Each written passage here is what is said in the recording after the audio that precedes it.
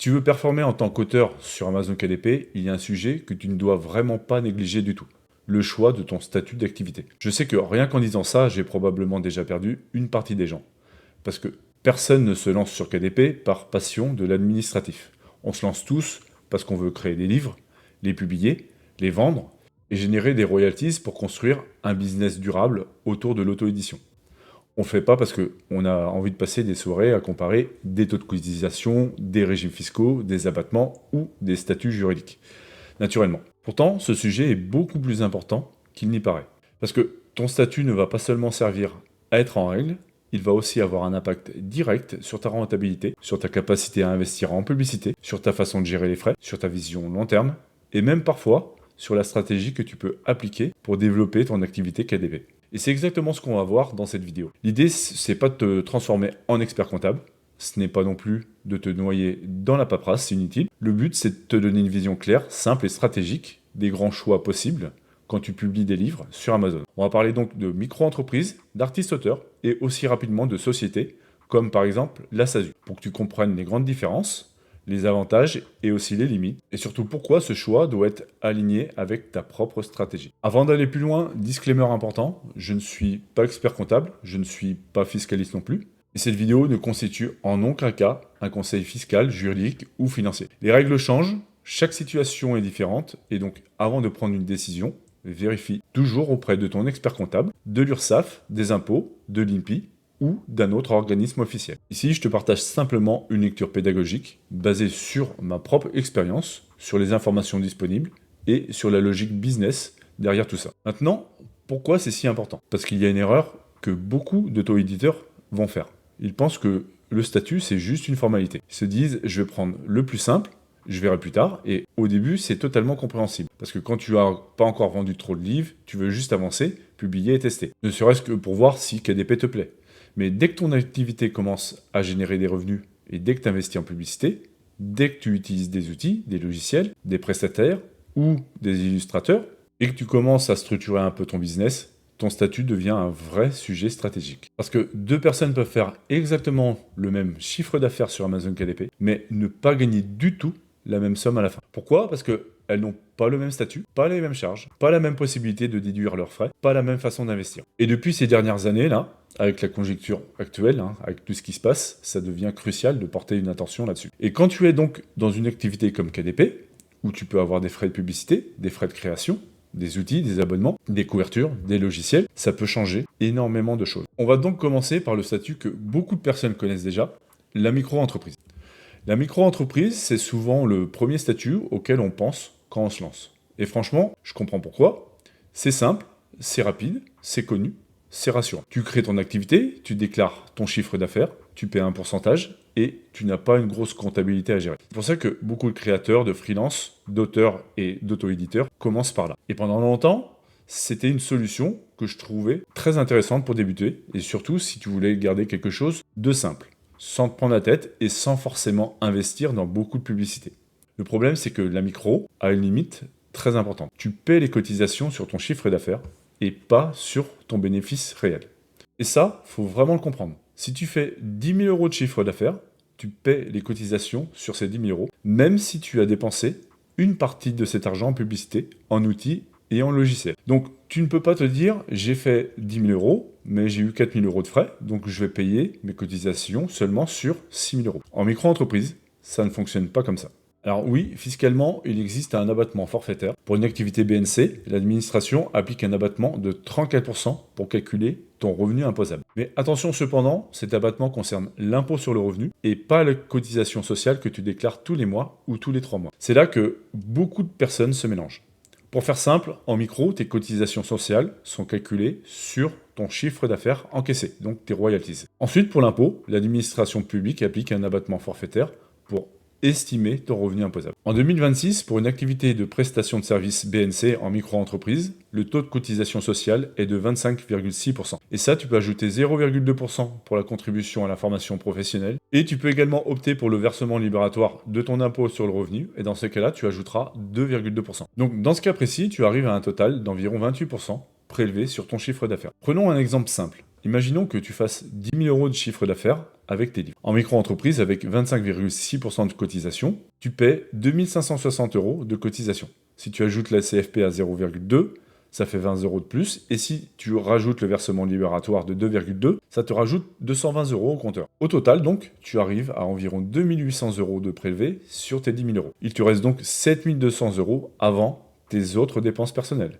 Et surtout avant de considérer tes frais réels si tu en as. Et c'est là que le vrai sujet commence. Si tu fais KDP sans publicité, sans gros frais, avec une activité simple, la micro peut sembler pratique. Mais si ta stratégie repose sur l'investissement, par exemple la publicité à Amazon, un abonnement à Helium 10, un abonnement à une IA, des coûts supplémentaires pour les couvertures, mais aussi par exemple avec un accompagnement comme le mien, alors la micro peut vite devenir moins intéressante. Parce que tes frais ne réduisent pas ta base de cotisation sociale. Imagine que tu fasses 10 000 euros de chiffre d'affaires et que tu dépenses 3 000 euros en publicité et outils. En réalité, ton bénéfice économique est plutôt de 7 000 euros. Mais en micro, tes cotisations restent calculées sur les 10 000 euros. C'est pour ça que ton statut doit être lié à ta stratégie. Si ta stratégie consiste à publier sans trop investir, avec un minimum de frais, la micro peut être plus simple. Mais si ta stratégie consiste à accélérer avec de la publicité, des outils et une vraie logique d'investissement et de rentabilité, il va falloir réfléchir plus loin. Maintenant, passons au statut d'artiste-auteur. Le statut artiste-auteur est souvent beaucoup plus adapté aux revenus issus des droits d'auteur, donc aux auteurs qui créent et vendent leurs propres livres. Quand tu publies sur Amazon KDP et que tu touches des royalties, tu es dans une logique de création d'œuvres originales.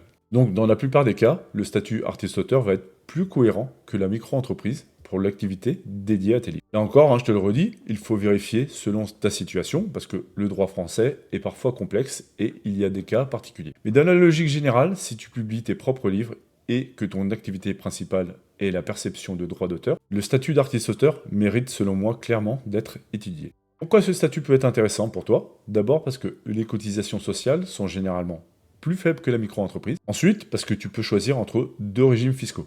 La micro-BNC ou la déclaration contrôlée, qu'on appelle aussi le régime réel. Et c'est là que ça devient intéressant stratégiquement pour toi.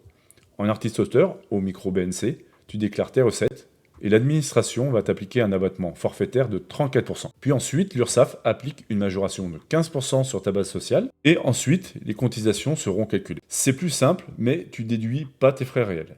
En déclaration contrôlée, ça va être différent. Tu déclares tes recettes réelles, tu déduis tes frais professionnels réels, par exemple publicité Amazon Ads, logiciel Helium 10. Ça peut être aussi une partie de ta facture d'électricité, abonnement internet, outils, matériel, illustration, abonnement. Et ensuite, tu vas le déduire. L'assiette sociale va être calculée sur ton bénéfice avec une majoration donc toujours de 15%. Les cotisations sont ensuite appliquées sur cette base. Et c'est exactement là que le régime réel peut devenir intéressant si tu as une vraie stratégie d'investissement derrière. Il y a un point qu'on n'a pas encore abordé d'ailleurs, mais qui devient très intéressant dès que tu passes une logique d'investissement. Ça va être la TVA. En micro-entreprise sur KDP, tu es en franchise de TVA. Ça veut dire que tu ne factures pas de TVA, mais en contrepartie, tu ne récupères pas non plus la TVA sur tes dépenses. En entreprise individuelle classique ou en société, tu vas avoir le choix. Soit de rester en franchise de TVA, soit de passer en régime réel et collecter de la TVA. Mais il faut comprendre une chose très importante pour Amazon KDP, sur la vente de tes livres, tu ne collectes pas la TVA toi-même. C'est Amazon qui la collecte directement auprès du client final et qui la reverse. Donc toi, tes royalties, tu n'as pas de TVA à gérer côté vente. Par contre, là où ça devient intéressant justement, c'est sur tes dépenses. Si tu es assujetti à la TVA, tu peux récupérer donc la TVA sur tes propres frais professionnels. Par exemple, la publicité Amazon, les outils comme Helium 10, les abonnements, le matériel. Et ça peut changer énormément de choses. Parce que si tu dépenses, par exemple, 1000 euros de publicité avec la TVA, tu peux récupérer cette TVA. Et comme tu ne collectes pas de TVA sur tes ventes KDP, tes royalties, tu peux te retrouver avec ce qu'on appelle un crédit de TVA. Un crédit de TVA, c'est tout simplement le fait que l'État te doit de l'argent. Parce que tu as payé de la TVA sur tes dépenses que tu n'as pas collecté sur tes ventes. Et ce crédit, tu peux soit le reporter, soit en demander le remboursement. Donc dans une logique business où tu investis beaucoup, notamment en publicité, ça peut être un levier vraiment très intéressant. Mais attention cependant, encore une fois, ce n'est pas automatique. Ce n'est pas adapté à tout le monde et ça doit être réfléchi avec un expert comptable en amont. Et là, normalement, tu commences à comprendre que le statut, ce n'est pas juste un détail administratif et que c'est pour toi un vrai levier de rentabilité. Prenons le même exemple pour comparer. Imaginons toujours les 10 000 euros de recettes KDP. En micro-entreprise, on l'a vu dans notre exemple à 28%, Si on inclut les cotisations et le versement libératoire, tu peux payer environ 2800 € pour tes 10 000 € de chiffre d'affaires. Maintenant, en artiste-auteur, au micro BNC, on applique d'abord l'abattement de 34%. Donc sur 10 000 €, la base après abattement est de 6 000 €. Ensuite, on applique la majoration de 15% qui donne 7 590 €. Et si on applique un taux global de cotisation de 16,2, on arrive à environ 1 230 € de cotisation. Donc à chiffre d'affaires identique, on voit déjà que la logique n'est pas du tout la même. Maintenant, imaginons la même chose en artiste-auteur aux frais réels. Donc si tu fais 10 000 € de recettes, tu déduis 3 000 € de frais. Il te reste 7 000 € de bénéfices. On applique la majoration de 15% toujours, ce qui donne 8 050 € de base sociale. Ensuite, on applique le taux de 16,2%, tu arrives à environ 1 304 € de cotisation. Dans cet exemple, avec 30% de frais, on est inférieur aux 34% de la micro BNC. Le réel, on se rend compte que les deux statuts sont plutôt proches. Plus tes frais augmentent et plus le réel va devenir intéressant. On va prendre l'exemple, si tu fais 10 000 € de recettes, mais que tu as 5 000 € de frais réels. Ton bénéfice réel est donc de 5 000 €. Avec la majoration de 15%, ta base devient 5 750 €. À 16,2%, ça donne environ 932 € de cotisation. Et là, tu comprends directement l'intérêt. Si tu as une vraie stratégie avec de la publicité et des frais professionnels, pouvoir déduire tes frais change totalement la donne et ta rentabilité. Et c'est précisément pour ça que le statut n'est pas juste administratif, il est stratégique pour toi. Parce que si tu veux faire de la pub Amazon Ads, ton objectif, ce n'est pas seulement de regarder combien tu vends. Tu dois surtout regarder combien tu gardes réellement après tous les frais, après les cotisations et après les coûts. Sinon, tu peux avoir l'impression que ton livre fonctionne alors que ton business finalement n'est pas optimisé. Et c'est aussi pour ça que dans mon système, j'ai intégré un outil de rentabilité qui me permet d'avoir une vision rapide selon le statut. L'objectif, ce n'est pas de remplacer un comptable, l'objectif, c'est d'avoir une vision business beaucoup plus claire. Et c'est aussi pour ça que dans mon système, j'ai intégré un outil de rentabilité qui permet d'avoir une vision rapide selon ton statut. L'objectif, ce n'est pas de remplacer un comptable, l'objectif, c'est d'avoir une vision business rapide et beaucoup plus claire. Parce que quand tu choisis une niche, quand tu définis ton prix, quand tu décides de mettre oui ou non de la publicité dessus, tu dois comprendre ce que ça veut dire financièrement pour toi. Maintenant, je vais te parler également du troisième statut. On n'en a pas encore parlé. Donc, le statut de la société. On va prendre l'exemple de la SASU. La société, c'est une option beaucoup plus avancée. Ce n'est pas forcément ce que je conseillerais à quelqu'un qui débute avec un premier livre KDP. Alors pour information, j'en ai pas, hein, donc là c'est vraiment basé sur les informations que j'ai recherchées. Donc ce que je te dis là, c'est uniquement issu de mon travail de recherche. Hein. Prends-le avec des pincettes, naturellement. Selon moi, la société, ça reste plus lourd et beaucoup plus administratif. Hein. Tu vas devoir avoir une comptabilité beaucoup plus sérieuse, des frais de création, un expert comptable, des obligations beaucoup plus importantes. Mais dans certains cas, ça peut avoir du sens. Par exemple, si tu fais pas que des livres, mais aussi des formations, comme je fais par exemple, du coaching, des prestations, des services complémentaires, une société comme une SASU peut te permettre de structurer une activité beaucoup plus large, de séparer certaines choses, de gérer différemment ta rémunération, les bénéfices, l'impôt sur les sociétés et parfois aussi les aspects liés à France Travail si tu es concerné par l'art. En SASU, l'entreprise peut être soumise à l'impôt sur les sociétés. Il y a un taux réduit possible à 15% sur une partie du bénéfice, sous condition. Puis ensuite, un taux normal qui est, je crois, il me semble, de 25%. En gros, si tu te verses un salaire en tant que président, les charges sociales peuvent être très importantes, de l'ordre de 80%. Et si tu ne te verses pas de salaire, la société peut garder les bénéfices, mais toi, personnellement, tu ne te rémunères pas. Tu peux faire le choix aussi de te verser des dividendes ou de combiner les deux. Donc ce n'est pas du tout le même fonctionnement. Hein. C'est pour ça que la société, ce n'est pas simplement mieux ou moins bien. C'est un outil différent. Elle peut être adaptée à une stratégie beaucoup plus avancée, surtout si tu as plusieurs activités et si tu veux structurer un vrai écosystème derrière. Si tu vends autre chose que des livres, par exemple, et que tu veux centraliser plusieurs revenus. Mais pour quelqu'un qui fait uniquement de l'auto-édition, il faudra vraiment faire la comparaison avec un expert comptable avant de se lancer là-dedans. Maintenant, je vais te partager rapidement mon expérience personnelle, parce que ça peut t'aider à comprendre la logique derrière. Moi, j'ai commencé en micro-entreprise. À l'époque, c'était cohérent. Je voulais quelque chose de simple, et je voulais surtout pas me noyer dans l'administratif, qui est clairement pas mon truc. Mon idée, c'était surtout de publier, de tester, de vendre, sans forcément avoir une grosse stratégie publicitaire, et sans me prendre la tête. Donc la micro-entreprise avait du sens pour moi, pour démarrer en toute simplicité.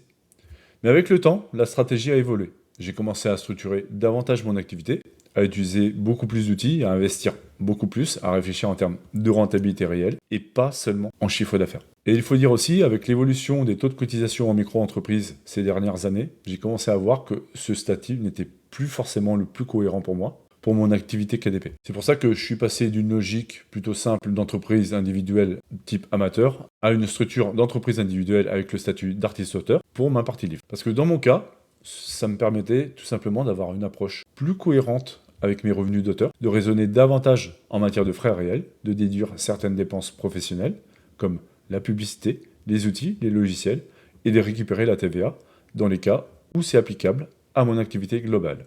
Encore une fois, ce n'est pas un conseil pour tout le monde, c'est mon cas, avec ma situation, ma stratégie et mon niveau d'activité.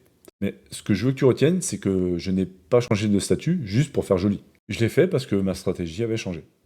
Et c'est là le vrai message de cette vidéo. Ton statut doit suivre ta propre stratégie.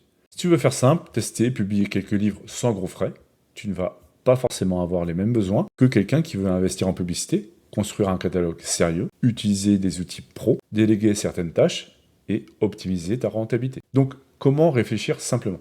Si tu débutes totalement, que tu n'as pas encore publié, ne commence pas par te bloquer pendant 3 mois sur le statut. Renseigne-toi, anticipe-le, mais ne laisse pas l'administratif devenir une excuse pour ne jamais publier. Ton premier objectif, c'est de comprendre le business, de tester et de voir si KDP te plaît, et d'encaisser tes premiers euros. Si tu fais uniquement des livres, que tu crées tes propres ouvrages et que tu touches des royalties, le statut artiste-auteur mérite selon moi vraiment d'être étudié sérieusement. Et inversement, si tu cherches plutôt une solution très simple au départ et que tu as peu de frais, la micro-entreprise peut sembler plus accessible pour toi. Mais il faudra bien comprendre ses limites et surtout comprendre qu'elle va te coûter beaucoup plus cher sur le long terme. Et pour terminer, si tu as une activité beaucoup plus large avec formation, coaching, prestations, produits numériques, alors là, la question d'une société peut se poser, mais avec un accompagnement comptable vraiment beaucoup plus sérieux. Tu as aussi la possibilité de faire comme moi, de faire une entreprise individuelle avec 2 statuts. Le statut artiste-auteur et également le statut URSSAF classique. Dans tous les cas, ne choisis pas ton statut uniquement parce que quelqu'un te l'a dit. Choisis-le vraiment en fonction de ta situation, de tes revenus, de tes frais, de ta stratégie publicitaire, de ton niveau d'investissement et de ta vision à long terme. Parce que le vrai danger, ce n'est pas de payer des cotisations. C'est normal de payer des cotisations, selon moi, quand on développe une activité. Le vrai danger, c'est de ne pas comprendre ce que tu paies et de ne pas anticiper ta rentabilité et de construire une stratégie qui ne tiendrait pas économiquement pour toi. Et c'est exactement pour ça que dans mon accompagnement, je ne parle pas seulement de créer un livre, je parle aussi de créer un projet cohérent. Parce qu'un livre rentable, ce n'est pas juste une bonne idée ou une belle couverture, c'est tout un ensemble. Je te le rappelle, la niche, l'avatar lecteur, le positionnement, le prix, la rentabilité, les frais, la publicité, la stratégie de lancement, la page produit et même la structure globale de ton activité. Tout est lié. Si tu choisis par exemple une niche très concurrentielle, tu auras certainement besoin de beaucoup de publicité. Si tu as besoin de beaucoup de pubs, tu dois comprendre ton coût d'acquisition. Si tu comprends ton coût d'acquisition, tu dois connaître tes royalties réelles. Et si tu veux connaître tes royalties réelles, tu dois tenir compte de tes frais, de ton statut d'activité. Et là, tu vois que le sujet de l'administratif devient soudainement beaucoup plus concret pour toi. Ce n'est pas juste quel statut je dois choisir, la vraie question devient quel statut est cohérent avec la stratégie que je veux appliquer sur Amazon KDP. Et ça, tu vois, c'est beaucoup plus intelligent comme façon de réfléchir. Donc, si tu dois retenir une chose de cette vidéo, retiens ceci. Le statut d'activité n'est pas juste une case administrative à remplir.